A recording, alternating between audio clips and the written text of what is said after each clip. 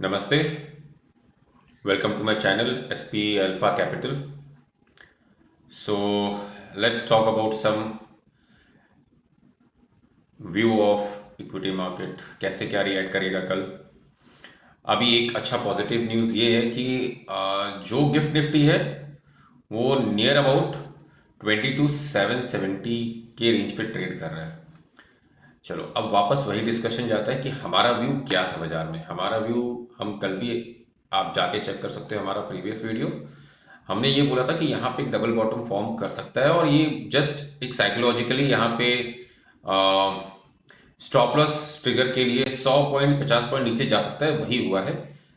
अब बाजार में इमिडिएटली दो सपोर्ट मुझे लग रहा है। पहला डेफिनेटली ये जो हमारा प्रीवियस था, और उसके बाद 23,800। ये वीडियो पूरा एडुकेशनल पर्पज से बना रहा हूँ, there is no tip and recommendation. तो we will wait till 23,835 for entire this month. We are hoping that Nifty may touch this place. Bank Nifty as we rightly say 53,569 के target पे हमें लग रहा है for this month. Mid cap we have discuss, double bottom form किया है। Difficult है थोड़ा बोलना कि ये कहाँ तक जा सकता है। आई थिंक पर्सनली कि ये इस लेवल तक जाना चाहिए, समवेयर अराउंड 55,000 के लेवल तक जाना चाहिए।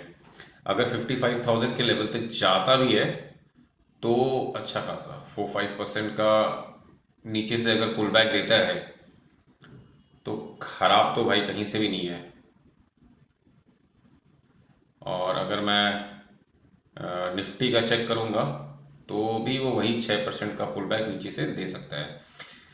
एक अलग डिस्कशन करते हैं आज कि जो मार्केट में स्टॉक्स अब कैसे चूज किया जाए। अब जो स्टॉक हम एक ही पैटर्न से फिलहाल अभी चूज करेंगे कि वो स्टॉक 200 मूविंग एवरेज के ऊपर है या नहीं है। बहुत सिंपल कैलकुलेशन है, ठीक है, क्योंकि वही स्टॉक परफॉर्म करेंगे जो उसके 200 मूविंग एवरेज, मतलब लॉन्ग टर्म जो स्टॉक, जो भी इसमें ऑपरेटर प्रमोटर्स या बड़े प्लेयर्स जो इन्वॉल्व रहते हैं, स्मार्ट मनी जो भी इन्वॉल्व रहते हैं, वो अपने स्टॉक्स को बहुत नीचे नहीं लेके आते हैं, है ना। क्योंकि अगर ये फिर रिवर्स ट्रेड करता है, जैसे क्या है कि अगर ये आप ये समझ के चलो कि अगर 200 मूविंग नीचे से जाता है तो फिर वो उसका एक रेजिस्टेंस जोन बन जाता है। Apollo tyre below 200 moving average, Ashok Leyland, yes ये देखो बहुत ही नियर बाई है ये लास्ट ट्रेडिंग डे सेशन में ही। तो अगर ये 159 के ऊपर क्रॉस करता है तो ये इसका एक लॉन्ग टर्म के हिसाब से इसका एक बहुत बड़ा सपोर्ट बनेगा।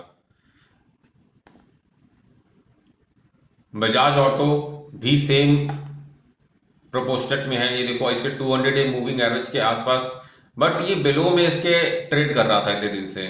बट ठीक है, ये बहुत ज़्यादा डाउन नहीं है, आप इसको एक बार चेक कर सकते हो अपने हिसाब से। आई थिंक 3-4% मूवमेंट कभी भी ऊपर दे सकता है जिस हिसाब से मार्केट अगर पुल बैक करेगा तो। बालकृष्ण इंडस्ट्रीज नीचे है। भारत फोर्ज देखो कितना अच्छा ये स्टॉक है, ये गिरा ही नहीं है क्योंकि इसका रिवर्सल यहाँ से जो नीचे से इसने पुल बैक लिया था, ये करीबन करीबन 45% का इसने अपवर्ड मूव दिखाया है और वहां से डाउनवर्ड मूव कुछ है ही नहीं उस हिसाब से। तो अगर आप एक्यूमुलेट करना चाहो तो इसको कर सकते हैं। बॉश 200 मूविंग एवरेज के नीचे है।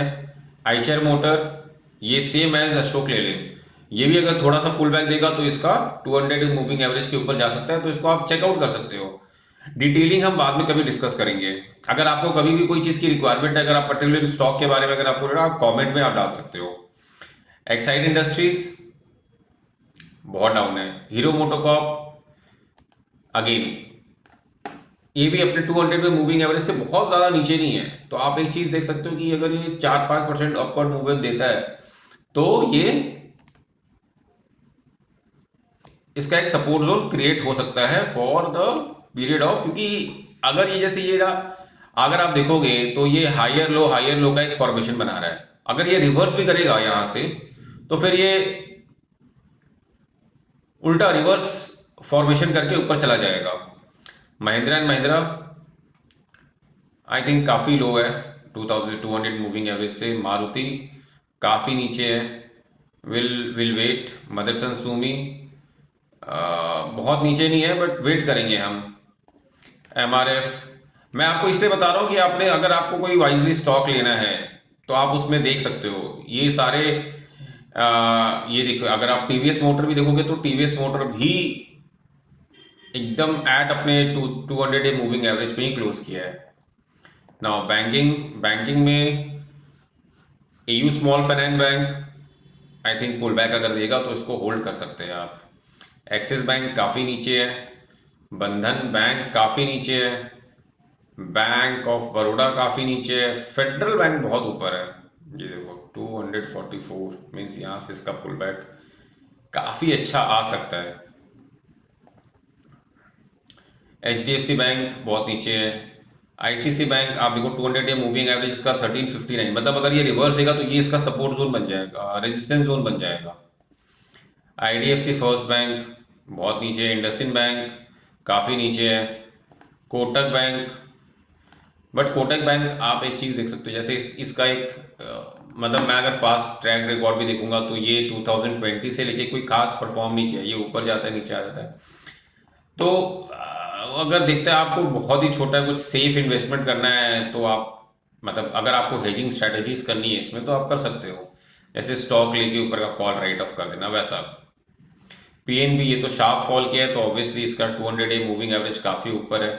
SBI, SBI is very positive. PSU bank में अगर आप देखोगे मुझे दो स्टॉक ऐसे दिखे, जैसे एक AU bank, federal bank and SBI, ये तीन स्टॉक बैंकिंग में मुझे लग रहा है जो 200 डे मूविंग एवरेज के ऊपर है। तो आप एक बार इसको वापस अपने हिसाब से ज़रूर इसको रीड कर लेना। IT में देखते हैं बिकॉज हम FMCG में जाना ही नहीं चाहते क्योंकि हमारा रिकमेंडेशन ही नहीं है। कोफोर्ज काफ़ी नीचे है।